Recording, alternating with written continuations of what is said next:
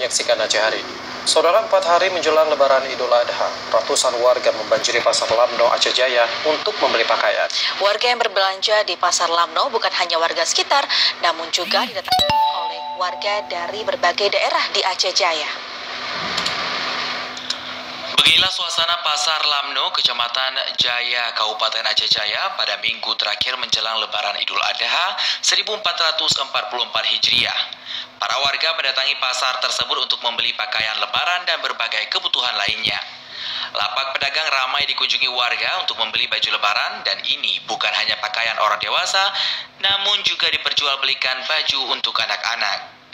Pasar Lamno tersebut selalu ramai dikunjungi warga setiap minggu, namun di minggu terakhir jelang Lebaran Idul Adha mengalami peningkatan hingga 100%. Meskipun demikian, pedagang tetap mengeluh karena daya beli masyarakat terjadi penurunan dibanding Lebaran sebelumnya. Hal itu disebabkan harga barang di tingkat petani yang terus terjadi penurunan sehingga mempengaruhi daya beli masyarakat. Salah satu pembeli, Susi, menyampaikan ia mendatangi pasar untuk membeli pakaian untuk Lebaran nantinya, karena jika dibeli pada pasar biasa harganya jauh lebih mahal dibanding pasar ini. Cari perlengkapan Lebaran untuk anak-anak. Gimana harganya, Bu? Ini terjangkau, termasuk murah juga menurut ekonomi sekarang. Apa memang setiap mau Lebaran nih cari baju atau gimana? Ya, biasanya gitu, karena setahun 2 kali untuk anak-anak. Kalau baju untuk ibu, kakak? Ya, kami alhamdulillah.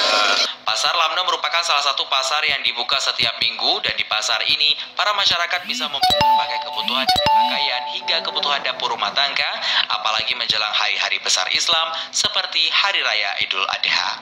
Dari Aceh Jaya, Musliadi TVRI melaporkan.